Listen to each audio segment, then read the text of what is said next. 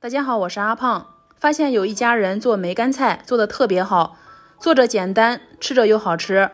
我就如法炮制了一次，做出来简直是太简单太好吃了。一起跟着视频来看看吧。首先我们准备大叶的青菜，像高杆白菜和雪里红、芥菜都可以，有的地方还会用小白菜和萝卜缨子，也可以做梅干菜。我们先把摘来的青菜用清水淘洗干净，淘洗干净后不用晾干水分，这个做法真的是太简单了，不用控水。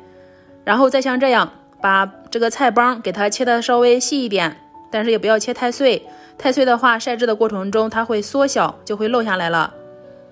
到了菜叶子这里，我们可以切得稍微大一点，我总共切出来2大盆。再加入食用盐，食用盐的用量不需要太多，只要能够把菜杀软杀出水就可以了。然后用手把它翻均匀，这里的食用盐我用的是不加碘也不加钠的食用盐。翻拌均匀后放那里不动，先静置10分钟。10分钟青菜已经腌软了，把里面的水给它尽量挤出来，挤得越干净晒得会越干，然后放到漏气的晾筐里。我们做之前看下天气预报，选择最近连着2-3天都是晴天的日子，把它晒到像这样6成干，手一握能够握成团，轻轻一碰又能够散开，这种状态就可以了。然后再多准备一些大米，用清水淘洗干净后放入到煮锅里，再向里面多加一点清水，清水的用量能够没过蔬菜干，然后用大火煮一锅米汤。米汤煮好后要趁热把它倒进蔬菜干里，然后用一个干净无油的铲子把它拍一拍压紧实，盖个盖子给它密封发酵1个晚上。记住一点，我们全程不要碰到食用油。现在已经发酵1个晚上了，再把里面的水给它挤出来，挤干净后再次摊到晾架上，把它捏开铺均匀，然后进行晾晒。我发现在秋天做梅干菜真的是太适合了，风和日丽，1个上午就已经晒到8-9成干了，晒到像这样就可以了。然后进行第1蒸，我们把它放入到笼屉内，笼屉也不要碰到食用油。下面就是做梅干菜不可少的步骤，3蒸3晒。现在是第1蒸，用大火蒸40分钟，蒸好后焖1个小时，1个小时之后再把它摊到晾架上。这里我们可以发现它的颜色已经发生变化了，变成黑红色，然后把它晾干。我这边这几天天气真的是超级给力，1个上午就已经晾干了。晾干后接下来进行第2蒸，这里第2蒸和第1蒸稍微有一点点区别，但又不是很大。盖上盖子，用大火蒸30分钟，蒸30分钟后也是先焖1个小时，焖好后把它摊到晾架上晾干。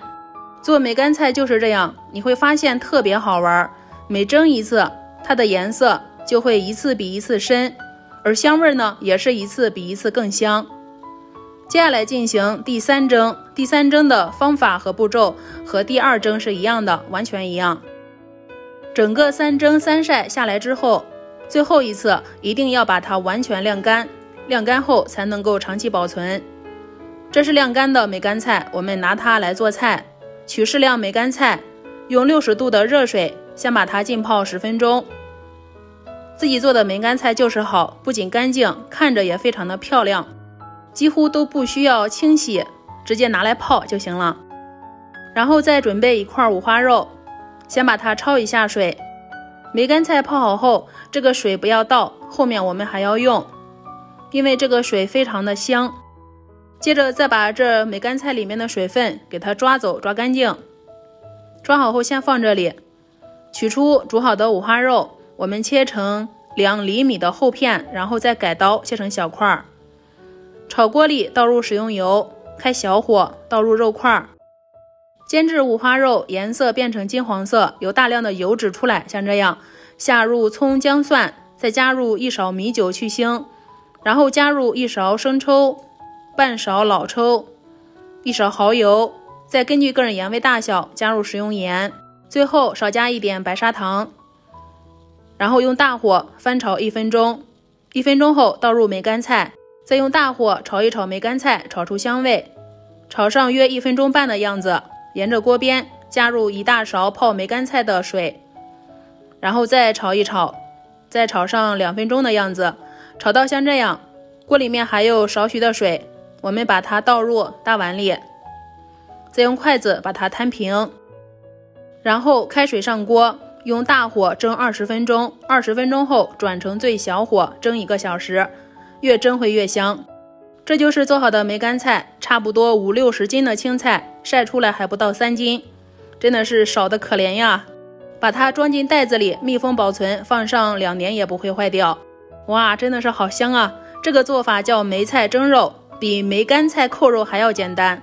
做出来特别的香，梅菜的香味跑到肉里面了，而肉里面的油脂又被梅菜吸收了，两者结合在一起，真的是超级下饭，加馒头拌米饭简直不要太绝了。做好的梅干菜吃着带一丝丝微酸，但又特别香，这样做真的是太简单，想失败都难，喜欢就试试吧。